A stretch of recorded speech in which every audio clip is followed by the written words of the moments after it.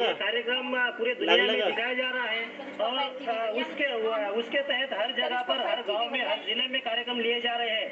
ये बहुत ही प्रशंसनीय बात है।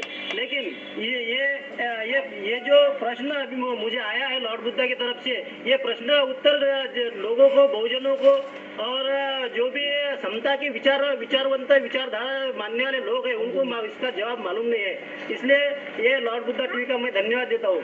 और मैं मेरे हिसाब से इसका जवाब जो है, या बाबा साहब अम्बेडकर ने क्यों इस ग्रंथ को जलाया है, ये इसका मैं ये मेरे तरफ से जो जवाब रखता हूँ।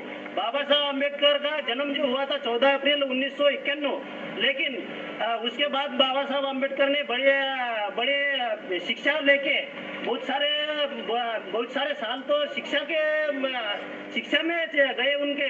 लेकिन उसके बाद जब उन्होंने सबको मुक्त करने की जो ठान ली या उनका अभियान चला, उसमें सबसे पहले बाबा साहब अम्बेडकर ने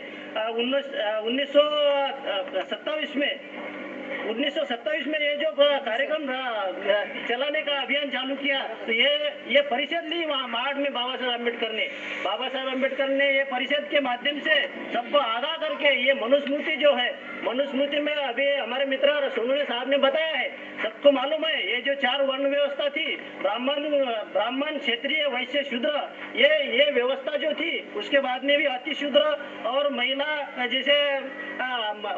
को अबला करार दिया था। तो ये सब व्यवस्था परिवर्तन होना चाहिए। और ये जो बुरा इंडिया में जो भी ये व्यवस्था थी, ये व्यवस्था के माध्यम से इंडिया में किसी को अधिकार नहीं दिए जाते थे। ये अधिकार मिलाने के लिए, ये समता प्रस्तावित होने के लिए, और ये जो भी ग्रंथ के माध्यम से, ये मनु ये आदमी था और वो भी ब्राह्मण था। ये ब्राह्मण ने खुद को, उसके परिवार को या उसके जाति को ऊंचा दिखाने के लिए, और बाकी सबको नीचा दिखाने के लिए, और बाकी कुछ क्षेत्रीय ने उनकी रक्षा करनी चाहिए, वैश्यों ने व्यापार करके उनको धन देना चाहिए, शूद्रों ने भी उनकी सेवा करनी चाहिए। ऐसी जो प्रथा थी, ये बहुत गलत थी। दुनिया में ऐसी प्रथा कहीं नहीं थी। और ये प्रथा बंद करने के लिए बाबा साहब अम्बेडकर ने अपने आयु के 36वें साल में, यानी कैसे होंगे वहाँ बाबा साहब अम्बेडकर का, और उनका डेयरिंग या उनकी जो उस वक्त काम करने की जो शैली होंगी, वो कैसी होंगी। मैं यहाँ के सभी युवकों को कहना चाहूंगा कि आप खुद को बड़ा विद्वान समझते हैं, कोई खुद को बहुत सारा, मैं किसी को डरता नहीं है, इस हिसाब से चलते हैं। लेकिन बाबा साहब अम्बेडकर ने ये 36वें साल में मनुस्मृति का दहन किया है, जबकि उस टाइम पे किसी को स्वतंत्रता नहीं थी, सभी लोग दबे कुचले थे। लेकिन ऐसे माहौल में बाबा साहब अम्बेडकर ने जो भी उस टाइम में मनुस्मृति का दहन किया, उस तरीके का काम अभी आज के युवकों ने करना चाहिए। इसलिए मैं यहाँ पर लॉर्ड बुद्धा का धन्यवाद देता हूँ। और लॉर्ड बुद्धा यहाँ पर जो भी अभियान चला रही है, मनुस्मृति दहन का जो मनुस्मृति दहन क्यों किया, या इसके पीछे जो कारण थे, या इस दिन को महिला मुक्ति दिन जो बताया जाता है, जबकि बाबा साहब अम्बेडकर ने महिलाओं के लिए, सावित्रीबाई फुले ने, बाबा साहब अम्बेडकर ने, उस वक्त के गाड़गे महाराज या सभी ने जो भी महिलाओं की मुक्ति के लिए काम तो किया है।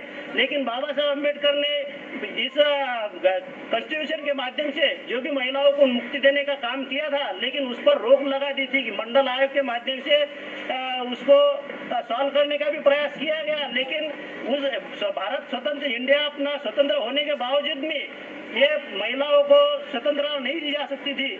और उसके बाद में ये मंडल आयोग, जबकि बाबा साहब अम्बेडकर ने उसके कॉन्स्टिट्यूशन के रूल्स लिखे थे, वो उसको लागू नहीं हो पाया अपने इंडिया में। तो ये मंडल आयोग और ये सभी महिलाओं को जो स्वतंत्रता दी है, इसमें इसीलिए आज पूरे देश में महिला मुक्ति दिन 25 दिसंबर, ये जो मनुस्मृति दहन का दिन है, इसको